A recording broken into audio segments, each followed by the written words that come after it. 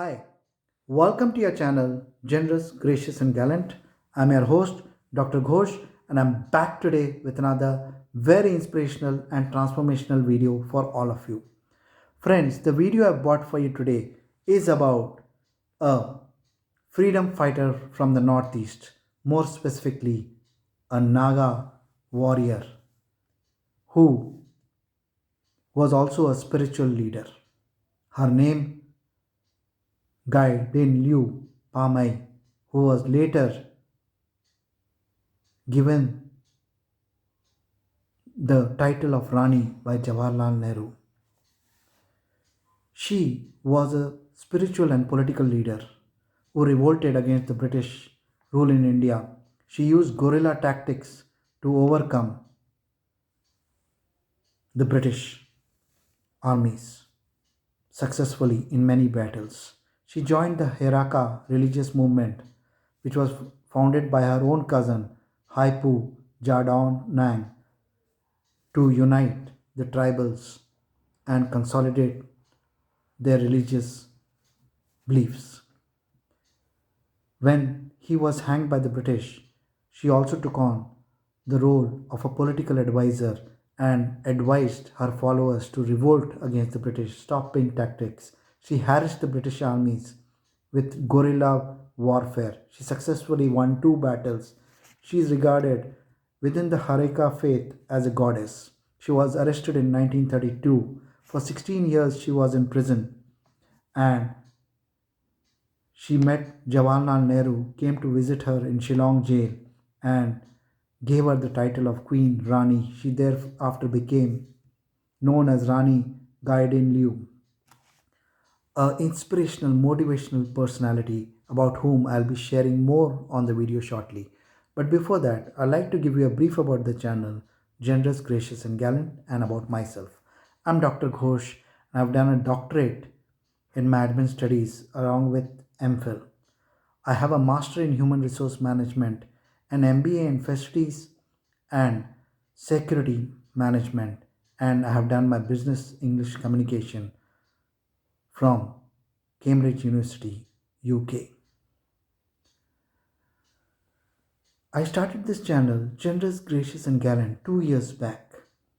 My mission was to transform the thinking patterns of the coming and present generations to live by the eternal human principles. These eternal human principles, such as honesty, integrity, loyalty, respect for elders, respect for diversity, is the only way forward for conflict ridden mankind. Today, over 1009 subscribers have joined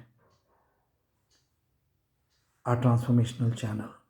I request you to join our family of transformationists. I will also request you to like our videos so that we are all encouraged to share more such videos and continue our transformational journey. And I will also request you to share these videos with your friends and family so that they too join our family of transformationists. Today, we've got over 346 videos uploaded on the channel and 27,000 views. I also thank all my 1009 subscribers from the bottom of my heart. Coming back to Rani Gaidinliu, she was born on 26 January 1915 in Nunkaung village in present-day Manipur in British India. Her father, Lord Ha Nang, and mother, Caro T. Indu, were both members of the ruling clan in the family. She was the fifth of eight children. She had six sisters and one younger brother. Her families were Rongmei Naga. 1927, Gaidinliu joined the Hereka movement for the revival of tribal religion. It was founded by her cousin Haipou Jadonang.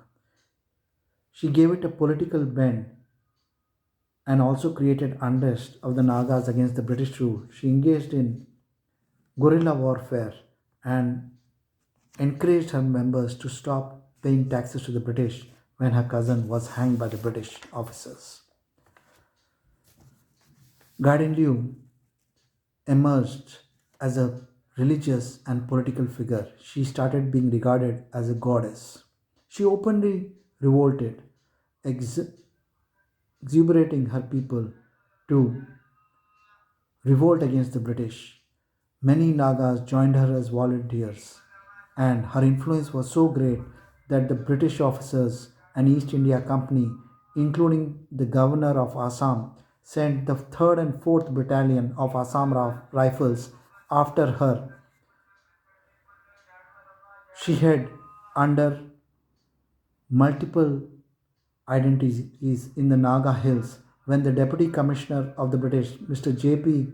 Mills, announced monetary awards for her capture. The Nagas ensured they gave her shelter and she was protected. She moved continuously in multiple areas of the northeast, and her forces engaged the Assam Rifles in armed conflict in North Kochar on 16 Feb 1932 and Hangnum village in 18 March 1932. 6 October 1932, while constructing a wooden fortress in Pulami village, a surprise attack by the British authorities led by Captain MacDonald led to her capture on 17 October 1932. She was taken to Imphal, convicted of murder and of being a traitor, and sentenced to life imprisonment by the political agent court. Many of her followers and volunteers in the army were also executed and given life imprisonment sentences. Though she was imprisoned, her influence did not come down. She formed the tribal organization Kabni Samiti to unite the tribals and their religion beliefs. 1933 to 1947, she spent time in multiple jails at Guwahati, Shillong, Alzal, and Tura jails. 1937, when Jawaharlal Nehru visited her and met her, he promised her he will support in her release, and he gave her the title of Rani. Jawaharlal Nehru wrote to the British MP Lady Astor for support in releasing Rani, but the Secretary of State for India was against the Rani's release because he knew that if the Rani was released, she will reunite the Nagas and spread her religious beliefs, as the Britishers were keen on spreading Christianity, and also the Secretary of State knew that she will continue to support the armed revolt against the British in the Northeast. When the interim government of India was formed in 1945, Rani Gaidinliu was released after over 14 years in prison. She continued to work for the upliftment of the tribal people. She stayed at Vimra village till 1952. 1952, she moved back to her native village, Langkau. 1953, she met Prime Minister Nehru for the development of the tribals. Her efforts to consolidate the religious hierarchy among the Naga people met with internal opposition, and she had to go underground for 6 years in 1960. NNC consisted of Christian Baptist leaders, and they were harassing the Rani to ensure the spread of Christianity. However, a treaty was brokered in 1966. She came out of the jungle on the intervention of the Government of India, and she met Prime Minister Lal Bahadur Shastri on 21st Feb 1966. For her efforts in uniting the Nagas, being a freedom fighter and an important political figure making a difference to the Northeast, she was awarded the Tampatra Freedom Fighter in 1972, the Padma Bhushan in 1982, and the Vivekananda Seva Award in 1983. She died on 17 Feb 1993 at the age of 78 at her own village. She later was awarded the Birsa Munda Award, and a stamp was issued in her name in 1996 and a coin in 2015. Rani. The Rani Gaidinliu, the Naga leader, political leader, religious leader, will be remembered always as a freedom fighter. Her efforts for reuniting the Northeast Nagas and ensuring the religious beliefs are preserved. Rani Gaidinliu,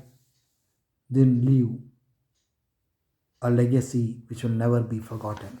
Friends, I'm sure you enjoy these inspirational and transformational videos which I bring for you regularly on the channel.